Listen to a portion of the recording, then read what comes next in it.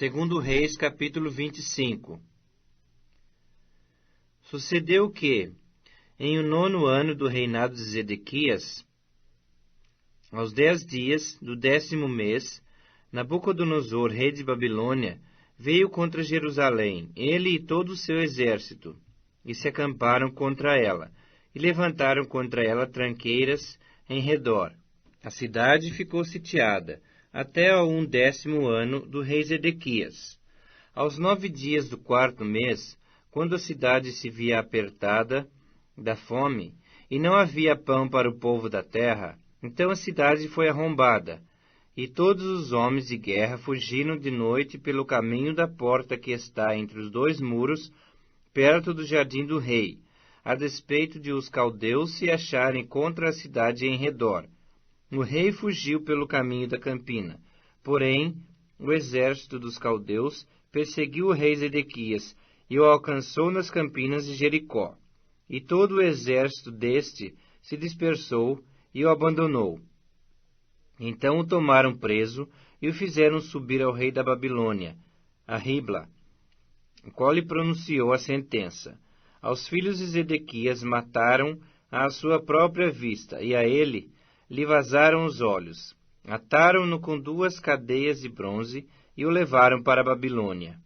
No 7º dia do 5º mês do ano 19º de Nabucodonosor, rei de Babilônia, Nebuzaradã, chefe da guarda e servidor do rei de Babilônia, veio a Jerusalém e queimou a casa do Senhor e a casa do rei, como também todas as casas de Jerusalém.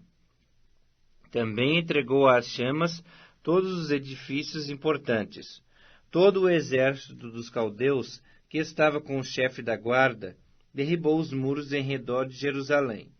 O mais do povo que havia ficado na cidade, os desertores que se entregaram ao rei da Babilônia, e o mais da multidão, Nebuzaradão, chefe da guarda, levou cativos. Porém, dos mais pobres da terra, deixou o chefe da guarda ficar alguns para vinheiros e para lavradores. Cortaram em pedaços os caldeus as colunas de bronze que estavam na casa do Senhor, como também os suportes e o mar de bronze que estavam na casa do Senhor, e levaram o bronze para a Babilônia. Levaram também as panelas, as pás, as espevitadeiras, os recipientes de incenso e todos os utensílios de bronze, com que se ministrava. Tomou também o chefe da guarda os braseiros, as bacias e tudo quanto fosse de ouro ou de prata.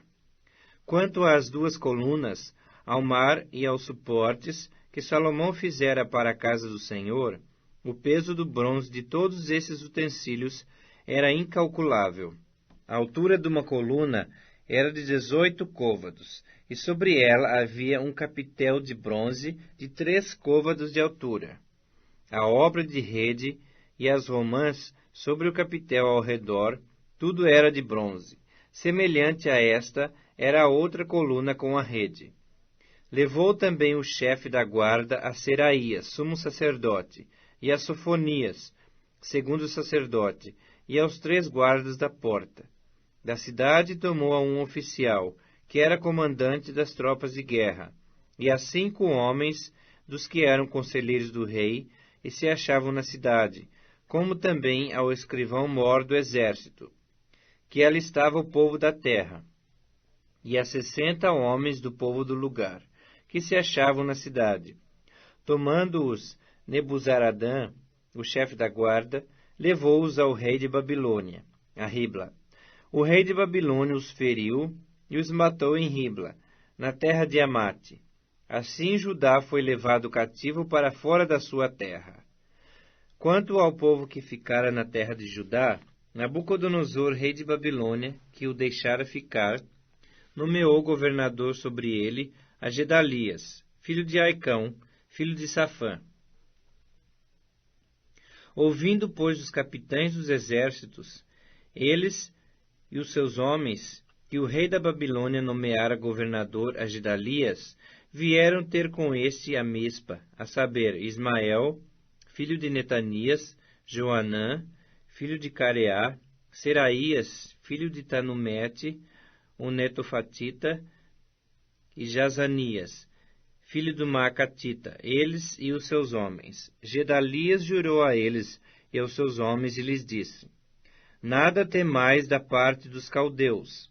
Ficai na terra, servi ao rei da Babilônia, e bem vos irá.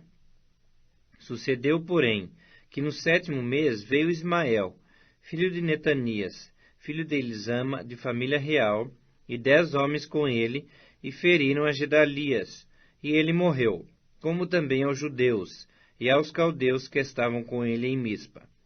Então se levantou todo o povo, assim os pequenos como os grandes, como também os capitães das tropas, e foram para o Egito, porque temiam os caldeus.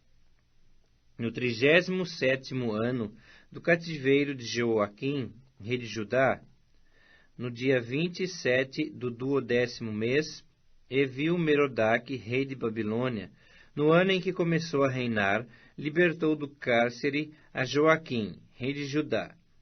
Falou com ele benignamente, e lhe deu lugar de mais honra do que a dos reis que estavam com ele em Babilônia. Mudou-lhe as vestes do cárcere, e Joaquim passou a comer pão na sua presença todos os dias da sua vida.